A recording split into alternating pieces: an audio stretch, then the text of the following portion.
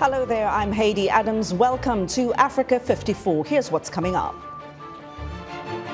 The Israeli military strikes over 600 Hamas targets in Gaza as it expands its ground operations in the Palestinian territory. Britain's King Charles begins a historic 4-day tour of Kenya, and Buckingham Palace says the British monarch aims to address what it calls painful aspects of Britain's colonial past.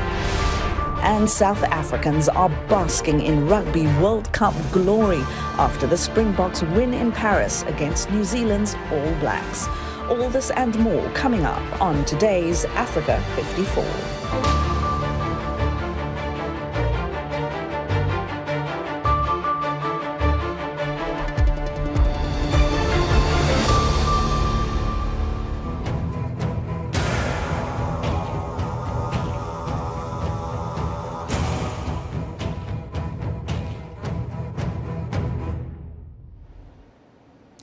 Israeli military forces are expanding their ground operations deeper into Gaza as the United Nations and medical professionals warn that airstrikes are hitting closer to hospitals where tens of thousands of Palestinian civilians are seeking shelter. Here's what is the latest on the war. Internet and phone service, which had been cut off from Gaza, is gradually returning. The Middle East war's far-reaching effect has hit Russia, where people stormed an airport in the Dagestan region in an anti-Semitic riot over the arrival of a plane from Israel. U.S. President Joe Biden says Middle East leaders must consider a two-state solution after the war ends. The World Bank says that oil prices could be pushed higher if the violence between Israel and Hamas intensifies, and that could result in increased food prices worldwide. Smoke billowed from the besieged Gaza city skyline Monday as Palestinians reported fierce air and artillery strikes by Israeli troops backed by tanks that pressed into the enclave with a ground assault that is prompting more international calls for civilians to be protected. Israel's military says it had struck over 600 Hamas militant targets over the past few days. Palestinian civilians are in dire need of food, clean water and fuel as the conflict enters its fourth week. Meanwhile, the Palestinian death toll in the Israel-Hamas war is now over 8,000. That's according to the Hamas-run health ministry in Gaza. In the occupied West Bank, more than 110 Palestinians have been killed in violence and Israeli raids. More than 1,400 people in Israel have been killed, most of them civilians slain in the initial Hamas rampage that started the fighting on October 7th. In addition, 239 hostages were taken from Israel into Gaza by the militant group. Now, the Israeli military has released a video of ground operations in Gaza, which includes footage showing armored bulldozers operating in the area. The video has not been independently verified as to the location or the date it was taken. A number of Hamas militants exiting a tunnel in Gaza near the Erez crossing were killed by Israeli forces. Palestinians in northern Gaza also reported fierce air and artillery strikes there early Monday. Well, the Israeli airstrikes hit near the Turkish hospital south of Gaza City overnight, damaging roofs, doors and windows. That's according to a spokesperson for the health ministry in the Hamas-run Gaza. As Israel expands its military operations in Gaza, the United States is reiterating its calls for the protection of innocent human lives. VOA's Veronica Balderas Iglesias has more. Israel Defense Forces underscored Sunday that the militant group Hamas, and not the people of Gaza, is the target of their military operations, which have now been expanded. But as more reports and footage emerge showing extensive damage in civilian areas, Israel's approach and the support the United States is giving it continues to receive scrutiny. Appearing on ABC's This Week, National Security Advisor Jake Sullivan reaffirmed the U.S. position on the matter. What we are providing to Israel is subject to the laws of war and to the requirements that steps be taken to protect innocent life. Those are requirements we impose any time we transfer weapons to another country. Some relatives of the hostages taken by Hamas during its October 7th terror attack on Israel have expressed worries that the ground offensive could put those kidnapped at risk. But Sullivan added that there are several ongoing efforts to get them home safely. We are prepared to support humanitarian pauses so that hostages can get out safely, and we will keep working at that every day. The war to destroy Hamas was deemed a, quote, nearly impossible mission that could take months, according to retired Army General Robert Abrams, who also granted an interview to ABC.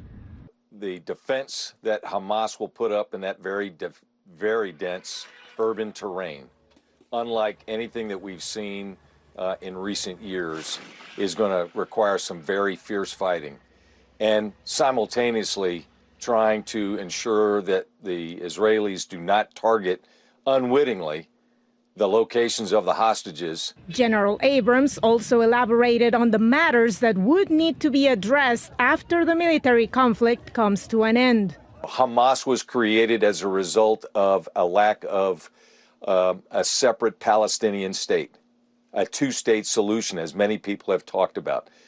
That has to be somewhere. When you ask, how does this end? That has to be part of the equation. In the meantime, the United Nations Agency for Palestinian Refugees voiced worry Sunday that people storming its Gaza aid warehouses is a sign that civil order is starting to break down. The warning came as Pope Francis renewed calls for a ceasefire in Gaza and the release of the hostages, many of whom are believed to have dual nationalities.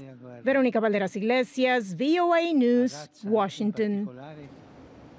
Well, the International Criminal Court's chief prosecutor is calling for Hamas to release all hostages seized during its attack on Israel, and for Israel to ensure that civilians in Gaza get access to food, water and medicine. Meanwhile, the UN Security Council has scheduled an emergency meeting to address Israel's ground incursion in Gaza. VOA's Paul Ndio has more. International Criminal Court Chief Prosecutor Karim Khan has visited the Rafah crossing point between Egypt and Gaza and says it was the most tragic of days. And too many are dying and too many are being injured. And it's alarming to see the bodies of young children that could be our own children being dragged, baked in dust, still silent, motionless because they're dead. Aid supplies to Gaza have been minimal since Israel began its aerial bombardment of the densely populated Palestinian enclave in response to a deadly attack by Hamas on October 7th. Khan is also calling on Israel to respect international law, but stopped short of accusing Israel of committing war crimes.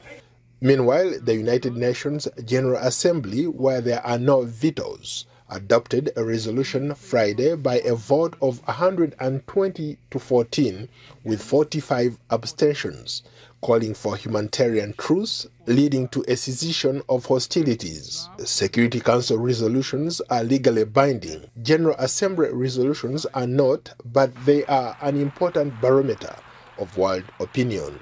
In support of the resolution is Munia Akram, permanent representative to the United Nations from Pakistan. The enormity of the crimes that are being committed by Israel against the Palestinian people are so great and enormous that it is amazing that when my friend from Canada insists on naming the organization Hamas, that he does not feel the need for the equity and balance and fairness for which Canada is so well known. He does not feel the need to name Israel for killing 7,000 Palestinians. The U.S. ambassador to the United Nations, Linda Thomas-Greenfield, spoke on the resolution. It is outrageous that this resolution fails to name the perpetrators of the October 7th terrorist attack. Hamas. Hamas. It is outrageous. Another key word missing in this resolution is hostage. This resolution makes no mention of the innocent people, including citizens of many of you in this room. The United Arab Emirates, the Arab representative on the council, is one of the 10 elected council members working on a new Security Council resolution. The council has rejected 4 draft resolutions, one vetoed by the United States, one vetoed by Russia and China, and 2 that failed to get the minimum 9 yes votes. Paul Ndiho, VOA News, Washington.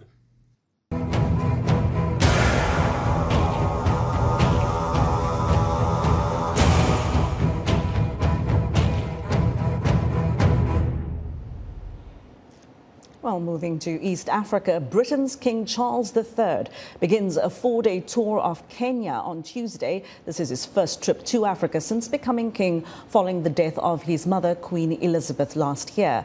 Among his objectives is addressing what Buckingham Palace officials describe as painful aspects of Britain's colonial past with the East African nation. The British monarch will also discuss issues related to the climate crisis and the importance of national security. VOA's Nairobi Bureau Chief Mariama Diallo has the story. King Charles III and his wife, Queen Camilla, held a reception with members of the Kenyan diaspora at Buckingham Palace prior to the state visit to the East African country. This will be the 3rd foreign trip for the royal couple since Charles became king a little more than a year ago, and their first to Africa. Kenya holds symbolic significance for Charles' family because of what it represented for his late mother. Kenya is where the Queen's reign, Queen Elizabeth II, King Charles's mother, it's where her reign began. She learned that her father died in Kenya. And somewhat conversely, although the post-independence period has had its ups and downs, the UK and Kenya have maintained some very close ties. Olivia O'Sullivan says there are many shared priorities between the two governments. There are ties between their militaries. They share military training on occasion. More recently, the UK has kind of sought to position itself as a bit of a leader in tackling climate change, particularly the last COP, which the UK hosted in Glasgow. And Kenya too, President Ruto in particular, has sought a leading voice and a leadership role on climate change. King Charles and President William Ruto are expected to discuss the climate crisis, the importance of conservation efforts, and working together on national security, the King's Deputy Private Secretary, Chris Fitzgerald, said earlier this month. This trip comes as the African nation celebrates 60 years of independence from Britain. If we're to look back with the benefit of retrospect, we would say that the history that's shared between Kenya and the United Kingdom, in the very first part, is a very violent kind of memory. Javas Bigambo recalls Kenya's hard-fought struggle against British colonialism. There was the issue of picking up or taking up the land of the locals when Kenya was British protectorate from 1901. Through the time of the struggle for independence, the Mau Mau struggle, where a number of Kenyans suffered in the hands of the British. 10 years ago, Britain apologized and agreed to pay compensation to thousands of veterans of the Mau Mau nationalist uprising in Kenya, which was brutally suppressed by the British colonial government in the 1950s. The Kenya Human Rights Commission estimated that 90,000 Kenyans were killed and 160,000 detained. In Kenya, Mau Mau veterans and campaigners welcomed the apology at the time, but said the compensation of about $3,500 per victim was not enough for the pain, suffering, and long-term effects the community endured. King Charles will spend 4 days in Kenya, 2 in Nairobi and 2 in the coastal city of Mombasa. While in Nairobi, he'll meet with President Ruto, toward Uhuru Gardens, and attend a banquet at the State House, among many other planned activities. Mariama Diallo, VOA News, Nairobi. Well, our correspondent Mohammed Yusuf has more now on the visit of King Charles to Kenya. King Charles is expected to arrive in Kenya on Tuesday for a 3-day visit. The King's upcoming visit to Kenya marks a significant milestone as his first trip to a Commonwealth country since becoming king in May. The King's visit coincides with the upcoming 60th anniversary of Kenya's independence from Britain. There's a public sentiment in Kenya seeking acknowledgement and apology from Britain for the past injustices during the struggle for independence. This visit, I think it's a timely visit, and we are looking forward to it because we think it will bring a lot of economic, social and cultural ties, because we know with the UK, we've shared a lot with them for quite a long time. We were colonized by them, and this visit brings a lot of engagement in regards to colonial injustices that were meted on Kenyans, specifically the Mau Mau, and also communities that also lost their land. We are looking forward to maybe the king himself addressing such issues. I would like him to address the economy of Kenya. I would like him to open borders so that we can do business with them and open more opportunities for youth, for jobs and all that. Since Kenyans have been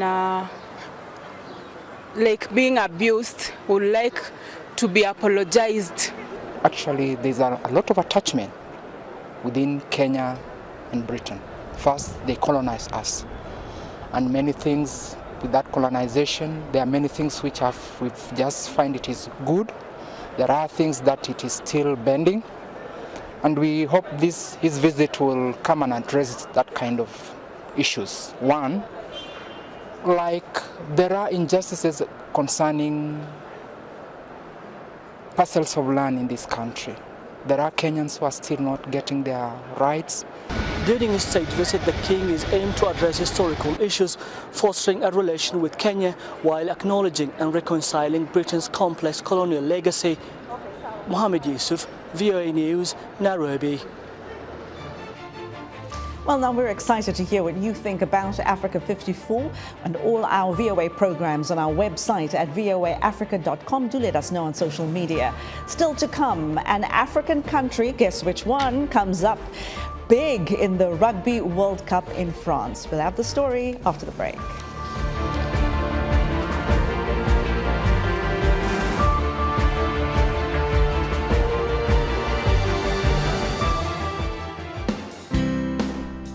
Health, wellness, sport, beauty, medical breakthroughs.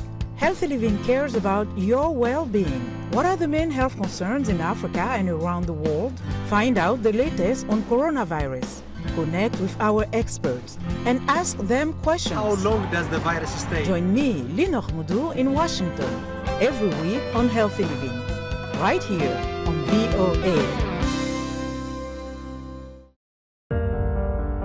In times of change, when the world seems uncertain and what we hear doesn't reflect what we see, we seek the truth. When we are told only part of the story, we lose trust. In moments of crisis, our dreams, hopes, and wishes for a better tomorrow depends on a free press. At Voice of America, we bring you the stories that people take risks to see. We connect the world and unite it with truth.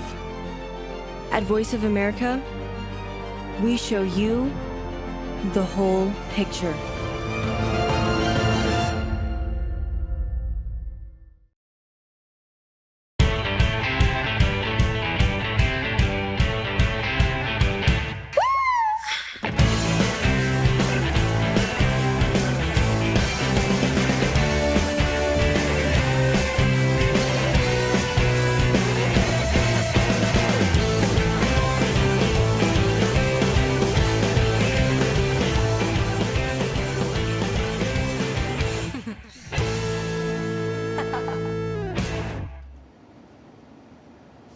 Welcome back. Let's take a look now at other news from across the African continent. Sudan's rival generals are returning to the negotiating table in Saudi Arabia, but the fighting shows no sign of slowing as the two sides battle to control the country. The war of attrition between Army Chief Abdel Fattah al-Burhan and his former deputy Mohammed Hamdan Daglo, who commands the paramilitary Rapid Support Forces, has killed more than 9,000 people.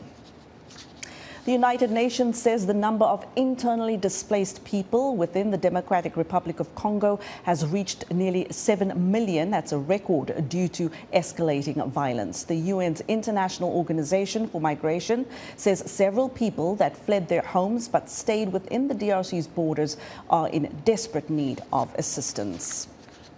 And German Chancellor Olaf Scholz met with Nigerian President Bola Tinubu in Abuja over the weekend as Germany looks to diversify its trade partners and expand economic partnerships in West Africa. Germany seeks improved trade relations with Nigeria, its second largest trading partner in sub-Saharan Africa. Well, let's get to the good stuff now. South Africans are basking in sporting glory after the Springboks beat New Zealand's All Blacks in the 2023 Rugby World Cup. The Springboks are now the only team to have won 4 Rugby World Cup champions. The team and the trophy are now headed home and will be paraded around the country in coming days. Tuso Khumalo is in Johannesburg for us, where fans are still celebrating. South Africans have not stopped celebrating since Saturday night when the rugby national team, the Springboks, won the World Cup. Most of these people, when you speak to them on the streets here, they are still full of praise for the team, for the technical team, the coaches, and of course, the whole sporting fraternity for supporting this team to this extent whereby South Africa is now the champion of the champions when it comes to rugby. I am truly excited. I am very happy. I just don't have many words to say, but according to my perspective, I'd just like to thank Siya Kolisi, our captain, and a very good thank you to also our president, Cyril Ramaphosa. They did a very good job. Like, I'm still happy. I'm even wearing my green things, like, still in the celebration, guys. They make us proud as they did. They didn't disappoint us. We thank you very much. We are proud of you. Let's do it, guys. We've made the southern part of the region proud, and also the whole of Africa is the continent proud. I think we are expecting them tomorrow. We'll be welcoming them with different flags from Africa, and we'll be reaching and congratulating them on their excited and very tremendous win. And we can't wait to see them coming back carrying a trophy tomorrow. Oh, and we're expecting that today it can be a holiday, according to the president, but no, it's not a holiday. But then, yes, we are celebrating the Bokke and we are behind them. Yes, they made us all proud. South Africans, go Bokke, yes. For most of these South Africans, it's not all about the Springboks win, but it's about the social cohesion that the win has brought across races, across tribes, across nationalities, and of course across people of different ages. As Springbok captain Siya Kolisi said, for a nation facing so much trouble at the moment, the win has just brought the peace and hope that the nation so desperately needs. Tuso Khumalo for VOA News in Johannesburg. Great reporting there, Tuso Khumalo. Well, 2 people who have not been able to contain themselves since the Springboks won, myself being one. The other is Mike Hove. He is a former rugby player, and he's been following this World Cup very closely here in VOA's Africa division, where he is a journalist. Mike, I do not know how to contain myself, how to control myself. We are ecstatic, of course, but this World Cup, really, thanks to South Africa, really was a nail-biter, wasn't it? Of course. I mean, one game after the other, all those one-point wins. But what, in your view, was the key to the Springboks really winning this World Cup? You know, this team is one team that will never be seen again in South Africa's history. This team has worked together since 2019. A lot of the players have been groomed since over the past 2-3 World Cups. So it's the way that they were playing together as a unit, but also the secret sauce, Andre Pollard. He wasn't included in the original squad. Malcolm Marx got injured. But instead of Rassie Erasmus bringing in a new hooker, he decided to fly in Andre Pollard, and he turned out to be the thing that differed in the past 3-4 games. So there we go. Well, some believe in the power of sport. You believe in the power of Andre Pollard. Of course, of course, of course. Well, Mike, this was, and this is part of the story, is that to South Africans, this means so much. And as Siya Kolisi, the captain of the South African side, put it so well, he said, people outside or not from South Africa won't fully understand what this means to this nation, because it goes beyond sport. It goes beyond the love of rugby. It goes beyond the love of sport. This is also a story for South Africans, a story about transformation, and it is also a story about representation. Once people see themselves represented in a winning team, they stand together behind it. Absolutely, and that was completely seen throughout this Rugby World Cup. I don't think, it's been years since I've seen South Africa this united. Of course.